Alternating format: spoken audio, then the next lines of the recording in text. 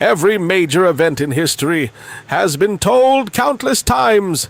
Chernobyl is no exception. There are already many excellent documentaries, books, films, and podcasts that explore this disaster from every possible angle. So you might be wondering, why tell this story again? Because history is not just about remembering what happened. It is about understanding why it happened.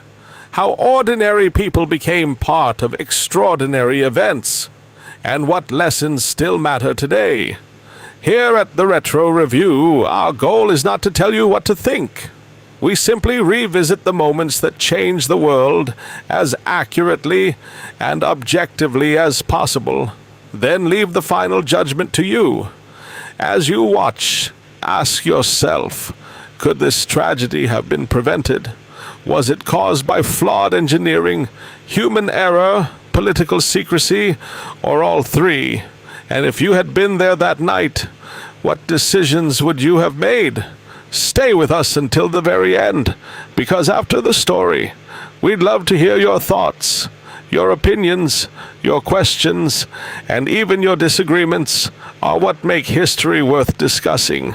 And if there's another historical event or historical figure you'd like us to cover, let us know in the comments. Your suggestion could become our next documentary. This is the story of the world's worst nuclear disaster.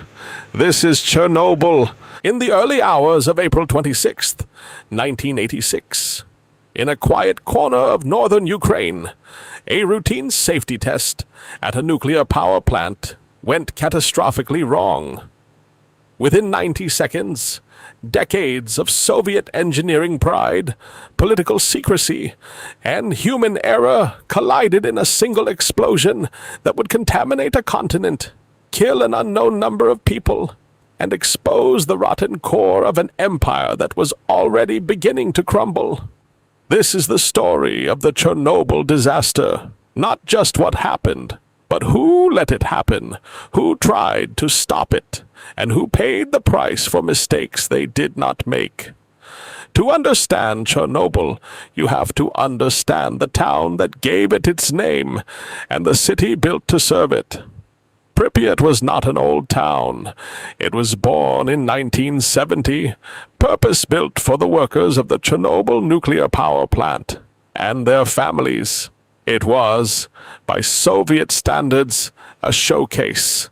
Wide boulevards, a Ferris wheel, swimming pools, 9 schools, a hospital, and an average age among its roughly 50,000 residents of just 26 years old. This was a young city, full of engineers, scientists, and their children, living what many considered a privileged Soviet life. The plant itself sat about 3 kilometers away, 4 operating reactors humming along the Pripyat River, with 2 more under construction. It was a source of immense local pride.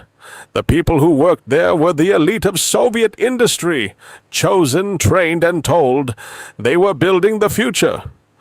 The reactors at Chernobyl were a Soviet design called the RBMK, which stands for a Russian phrase meaning high-power channel type reactor. This detail matters more than almost anything else in this story, because the RBMK was not built like reactors in the West. Western reactors used enriched uranium and water, both as a coolant and as what is called a moderator, a substance that slows down neutrons, so a nuclear chain reaction can be sustained. Crucially, in most Western designs, if the water disappears, the reaction slows down too. It is by nature a self-correcting system. The RBMK was different. It used graphite as its moderator, and water only as a coolant flowing through pressure tubes. This created a dangerous quirk of physics, known as a positive void coefficient. In simple terms, if the water in an RBMK reactor started to boil away or turn to steam, instead of slowing the reaction down, the reaction could actually speed up. The very safety mechanism that protected Western reactors was, in the RBMK, a potential accelerant for disaster. Soviet engineers knew about this flaw. It had shown up in test data for years.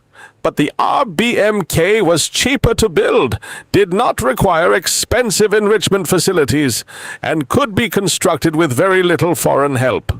It fit Soviet priorities, and so plants across the Union kept using it, including 4 at Chernobyl, with a 5th planned. By 1986, reactor number 4 at Chernobyl had been running for about 2 years. It was scheduled for a routine shutdown for maintenance, and someone in the plant's engineering leadership saw an opportunity. Before the reactor went fully offline, they wanted to run a test. The idea was simple in theory. In the event of a total loss of power at the plant, the reactor's cooling pumps needed electricity to keep running, or the core would overheat. Emergency diesel generators existed for this purpose, but they took roughly a minute to spin up to full power. The test was designed to answer a question. During that gap, could the residual momentum of the plant's own steam turbine, as it wound down, generate enough electricity to bridge the gap and keep the cooling pumps running until the diesel generators kicked in? This was not a reckless question to ask. Similar tests had actually been attempted at Chernobyl before, in 1982, 1984, and 1985, and each time the results had been unsatisfactory. The voltage generated by the coasting turbine dropped too quickly. So for 1986, engineers designed a new voltage regulator system, and they wanted one more chance to prove it worked before the reactor went down for scheduled maintenance anyway. It seemed, to the men planning it, like a low-risk experiment on a plant that was about to be shut down regardless. The test was originally scheduled for the afternoon of April 25th, during daylight hours, with a full team of experienced operators and clear communication with the regional power grid controller. But the day did not go as planned. The regional grid controller in Kyiv requested a delay because the power from Reactor 4 was still needed to meet electricity demand. So the reactor was kept running at half power in a kind of limbo for hours longer than expected. This single delay would prove to be one of the most consequential accidents of timing in the entire disaster, because it meant the test, originally planned for an experienced day shift, would instead fall to the night shift. A different crew, with different experience levels, running an unfamiliar experiment they had not been fully briefed to expect. The man in charge that night was Anatoly Dyatlov, the deputy chief engineer of the plant, a demanding and, by most accounts, intimidating supervisor known for a sharp temper and little tolerance for hesitation. Under him in the control room were 2 younger operators, Alexander Akimov, the shift foreman, and Leonid Toptunov, a reactor control engineer who was only 25 years old and had been working independently in this role for a matter of months. Toptunov would be the one physically responsible for managing the reactor's power levels that night, under Dyatlov's direct pressure to proceed with the test, despite the reactor now being in a far less stable condition than originally planned. When the test finally resumed close to midnight, the reactor's power had already dropped much further than intended, down into a range where RBMK reactors were known to become dangerously unstable, a phenomenon the operators referred to as reactor poisoning, caused by the buildup of a neutron-absorbing isotope called Xenon-135. Toptunov struggled to bring the power back up to the level called for in the test procedure.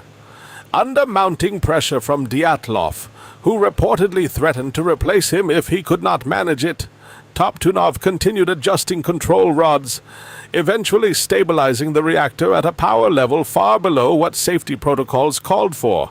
roughly 7% of its rated output, compared to the planned 25%. This was already, by regulation, a condition under which the test should have been aborted entirely. It was not aborted. Dyatlov ordered the test to continue. To keep the reactor running at all in this dangerously low and unstable state, the operators had withdrawn most of the reactor's control rods. The very devices designed to absorb neutrons and slow the nuclear reaction. Soviet safety rules stated that no fewer than 30 rods should remain inserted at any time. That night, estimates suggest as few as 6 to 8 effective rods remained in the core. The reactor was, in effect, running with its safety margin almost entirely removed, held in a fragile and unnatural balance. At 1:23 a.m. on April 26th, the test began. Steam to the turbine was cut off, and as designed, the turbine began to coast down, its slowing rotation generating the residual electricity the test was meant to measure. But as the turbine slowed, so did the water pumps it powered, meaning less cooling water flowed through the reactor core. Less water meant more steam formed inside the pressure tubes. And because of that dangerous positive void coefficient in the RBMK's physics, more steam meant a rising, not falling, reaction rate. The reactor's power began to climb, slowly at first, then rapidly. Toptunov and Akimov saw the power surging on their instruments and reacted the only way they had left. Akimov ordered the emergency shutdown, a procedure known by its Russian abbreviation AZ-5. This should have been the fail-safe. Pressing this button was meant to drive all remaining control rods fully back into the core within seconds, killing the chain reaction instantly. Toptunov pressed it, and here, the RBMK's design revealed one final, devastating flaw. The control rods themselves had graphite tips, meant to displace water as they entered the core.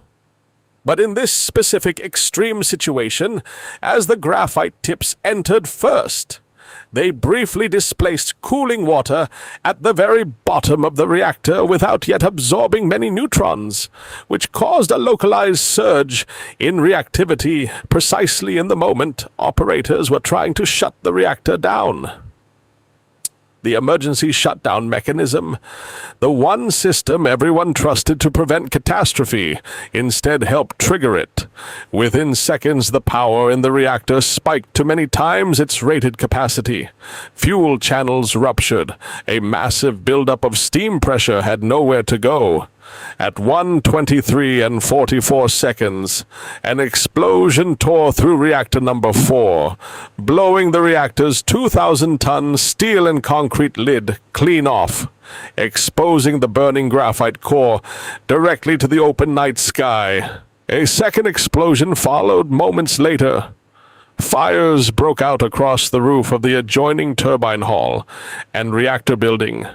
It was, in that instant, the worst nuclear accident in human history, and almost nobody outside that control room and the plant grounds yet knew it had happened.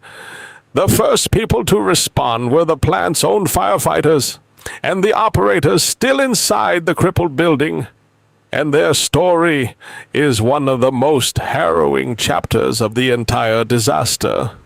Many of the plant staff, in the chaotic first minutes, did not fully grasp what had occurred. Some believed only a smaller explosion, perhaps a hydrogen tank, had gone off. Not that the reactor core itself had been destroyed and was now open to the atmosphere, spewing lethal radiation. Valery Kodemchuk, a plant worker in the reactor's circulation pump area, was killed instantly in the explosion, becoming the disaster's first victim. His body was never recovered, entombed beneath the rubble. Another worker, Vladimir Shashanok, was pulled from the wreckage severely injured and died a few hours later, becoming the second fatality. Outside, firefighters from the local Pripyat fire station, led by Lieutenant Vladimir Pravik, arrived within minutes, followed shortly by a second brigade under Lieutenant Viktor Kibanok. These men climbed onto the roof of the burning reactor building to fight the flames, wearing standard firefighting gear with no protection whatsoever against radiation, because they had not been told and likely did not fully understand that they were standing on top of an exposed nuclear reactor core. The graphite fire on the roof burned with an eerie, otherworldly quality, and the debris scattered across the site, chunks of reactor graphite and fuel, was so intensely radioactive that mere minutes of exposure delivered fatal doses. These firefighters battled the blaze for hours, many of them touching irradiated debris with bare hands, unknowingly absorbing doses of radiation that would kill them within weeks. Pravik and Kibanok, along with several of their colleagues, would later die in a Moscow hospital, their bodies so damaged by radiation that they had to be buried in sealed, lead-lined coffins. Inside the plant, the control room staff, including Dyatlov, Akimov, and Toptunov, remained largely unaware of the true scale of what had happened for a critical stretch of time. Radiation monitoring equipment in the control room was designed for much lower readings and simply could not register the true levels present. Some instruments pegged at their maximum and stayed there, giving false reassurance that things were bad but survivable. Dyatlov, according to later accounts, refused for some time to believe the reactor core itself had been destroyed, insisting that cooling water needed to be pumped into a core that, unbeknownst to him, no longer existed in any recognizable form. Workers were sent on missions to manually open valves and assess damage in areas of extreme radioactivity, following orders based on a fundamentally mistaken understanding of the disaster's severity. Akimov and Toptunov, both of whom would die of acute radiation syndrome within weeks, spent hours in these efforts, exposing themselves again and again in the belief they were containing a bad but manageable accident, when in fact they were standing near a destroyed and exposed nuclear reactor. Word of the disaster moved up the Soviet chain of command slowly and reluctantly. Plant Director Viktor Bryukhanov, informed of an accident in the early hours, reportedly underestimated its severity in his initial reports to Moscow, whether out of genuine uncertainty, fear of the consequences of reporting a disaster of this scale, or both. It took hours for senior Soviet officials to grasp that this was not a fire to be extinguished, but a nuclear catastrophe, actively releasing radioactive material into the atmosphere. Remarkably, the city of Pripyat itself was not evacuated until nearly 36 hours after the explosion. Through that Saturday, April 26th, residents went about ordinary life within a few kilometers of a burning nuclear reactor. Children played outside, people hung laundry, some walked closer to watch the strange glowing fire in the distance, unaware they were being irradiated. Soviet authorities, prioritizing order and the suppression of panic over public safety, said nothing to the population for as long as they possibly could. The evacuation, when it finally came, on the afternoon of April 27th, was swift and surreal. Announced over loudspeakers as a precautionary measure expected to last only a few days, residents were told to bring only essential documents and enough belongings for a short absence. Over 1,000 buses arrived, and within about 3 hours, Pripyat's roughly 50,000 residents were gone. They would never be allowed to return to live there again. To this day, Pripyat remains an abandoned city, frozen in the aesthetic of 1986. Its Ferris wheel, scheduled to open for the first time just days after the disaster for the May Day holiday, never turned for the public it was built to serve. It was not Soviet authorities who first alerted the world to the disaster, but a nuclear power plant nearly 1,100 kilometers away in Sweden. On the morning of April 28th, workers at the Forsmark plant detected abnormally high radiation levels on their own clothing as they arrived for their shifts, radiation that had blown in on the wind from Ukraine. After ruling out a leak at their own facility, Swedish scientists correctly deduced that a major nuclear accident had occurred somewhere in the Soviet Union and pressed Moscow for answers. Only then, with international detection making concealment impossible, did the Soviet government issue a brief, almost clinical public statement acknowledging an accident had occurred at Chernobyl. The full scale of the disaster would not be honestly communicated to the Soviet public or the world for a long time afterward. What followed was one of the largest emergency mobilizations in modern history. Hundreds of thousands of people, later broadly referred to as liquidators, were brought in over the following months and years to contain the disaster and clean up its aftermath. Soldiers, miners, engineers, and civilian volunteers worked in conditions of extreme and often poorly measured radiation exposure. Helicopter pilots flew repeated missions directly over the burning reactor core, dropping sand, lead, and boron in an attempt to smother the fire and absorb neutrons, exposing themselves to the plume with each pass. Coal miners were brought in to dig a tunnel beneath the reactor to install a cooling system, working in suffocating heat and radioactive dust, out of fear that the molten reactor core might burn through the floor and contaminate groundwater beneath the plant. A feared scenario that came to be known as the China Syndrome, because early estimates suggested this molten mass, later nicknamed the elephant's foot for its shape, might melt through the foundation entirely. So-called liquidators also included men sent onto the roofs of the plant buildings to physically shovel highly radioactive graphite and debris back into the exposed reactor.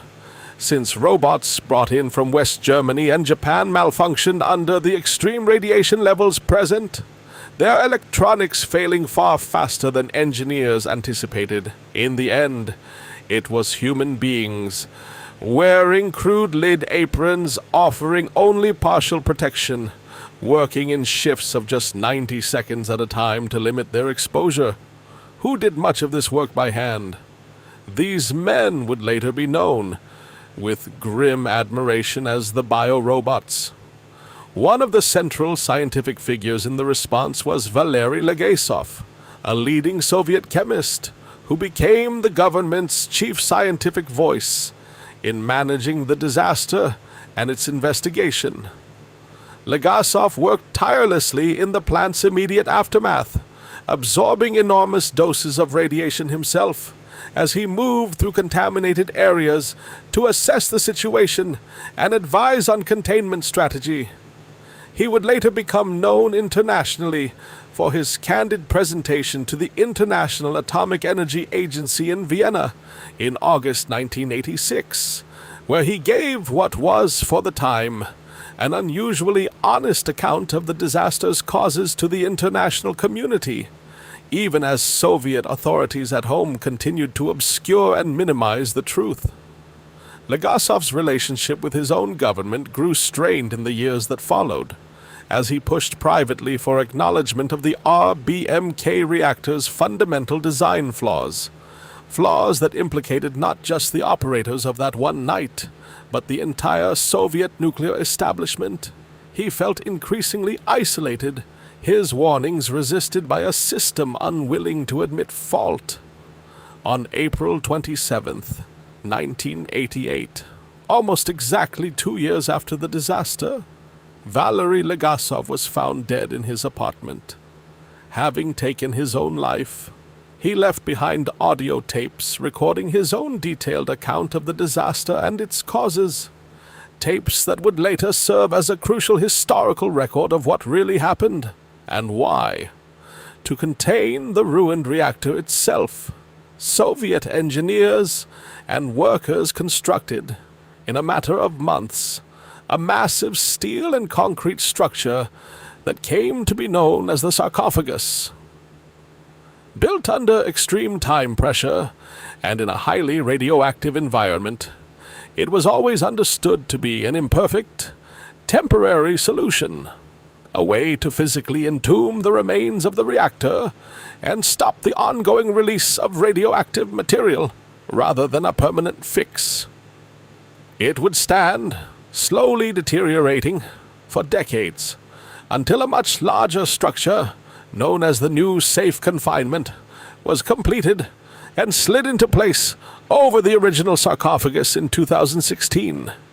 Designed to contain the site safely for the next 100 years, while long-term solutions are developed. In the aftermath, the Soviet state moved to assign blame, and it did so in a way many later historians and scientists would consider a scapegoating of the plant's operators, rather than a full accounting of systemic failure. A trial was held in 1987. Plant Director Viktor Bryukhanov, Chief Engineer Nikolai Fomin, and Anatoly Dyatlov, the man who had pushed the test forward that night, were among those convicted and sentenced to labor camps for their roles in the disaster, found guilty of violating safety procedures. What received far less public attention at the time was the extent to which the RBMK reactor's own design flaws, known to Soviet nuclear scientists for years before the disaster and never disclosed to plant operators, had made an accident of this kind almost inevitable, given the right unfortunate sequence of decisions. It would take years and the diligent work of scientists like Legasov for that fuller and more uncomfortable truth to be widely acknowledged. The human cost of Chernobyl remains, to this day, a subject of significant scientific and political dispute. The immediate death toll from the explosion and acute radiation sickness in the weeks that followed is generally placed at around 31 people, most of them plant workers, operators, and firefighters. But this figure captures only a small fraction of the disaster's true toll. Hundreds of thousands of liquidators were exposed to radiation over the following years, and tracking long-term health effects across such a vast and, at the time, poorly documented population has proven immensely difficult. Estimates of eventual deaths from cancers and other radiation-related illnesses linked to the disaster range enormously, from a few thousand by some international health agency assessments to tens of thousands or more by other independent researchers, a gap driven by genuine scientific uncertainty, as well as by the political stakes involved in either minimizing or emphasizing the disaster's toll. What is not disputed is a sharp, well-documented rise in thyroid cancer cases, particularly among children who were exposed to radioactive iodine in the region at the time of the accident, a consequence of contaminated milk and produce consumed in the days and weeks before evacuation and public warnings were issued. An area extending roughly 30 kilometers around the plant was designated the Chernobyl Exclusion Zone, and it remains largely off-limits to permanent habitation to this day. Within it, nature has done something few expected. In the decades since the evacuation, in the near-total absence of human presence, wildlife has returned to the zone in remarkable numbers.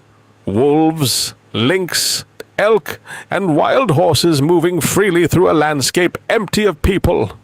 An eerie and much-studied natural experiment in what happens when an ecosystem is left almost entirely alone, even one carrying an invisible burden of contamination that will linger for generations.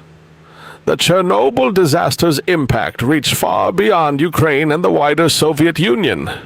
Radioactive fallout spread across much of Europe, contaminating agricultural land and livestock as far away as the United Kingdom and Scandinavia, forcing restrictions on food production that lasted, in some areas, for years afterward.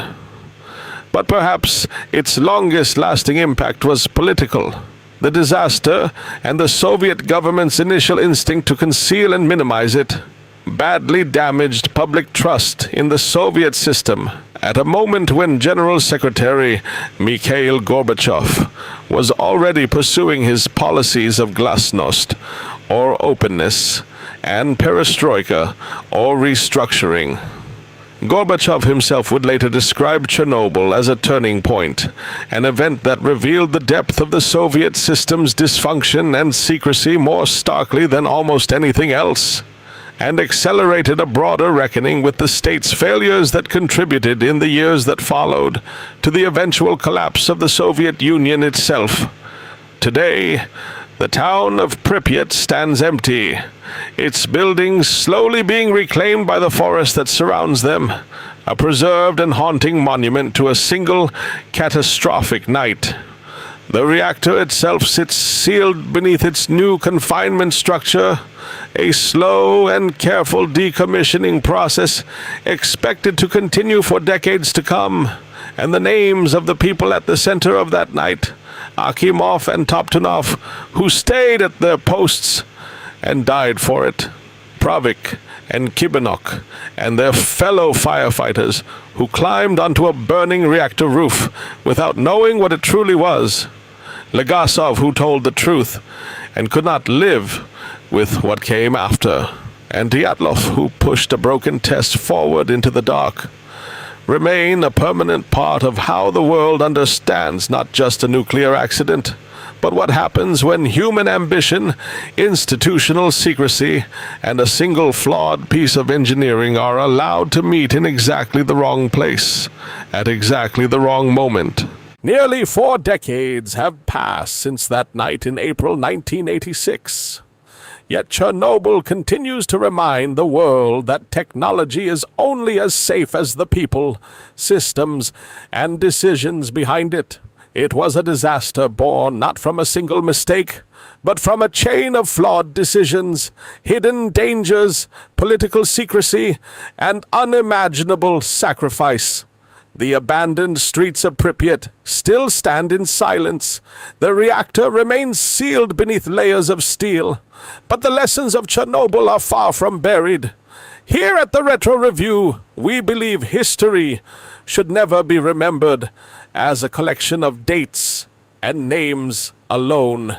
Every event has different perspectives, difficult questions, and lessons that remain relevant today. So now we'd like to ask you, in your opinion, what was the single biggest cause of the Chernobyl disaster? Was it the reactor's design, the decisions made inside the control room, the culture of secrecy within the Soviet system, or something else entirely? Share your thoughts respectfully in the comments. We genuinely love to read them. And if there's another historical event or historical figure you want us to explore, leave your suggestion below. Your idea might become our next documentary. If you enjoy this journey through history, consider subscribing to the Retro Review, where we revisit the moments that changed the world, not to tell you what to believe, but to understand what happened and let history start the conversation. Thank you for watching, and we'll see you in the next chapter of history.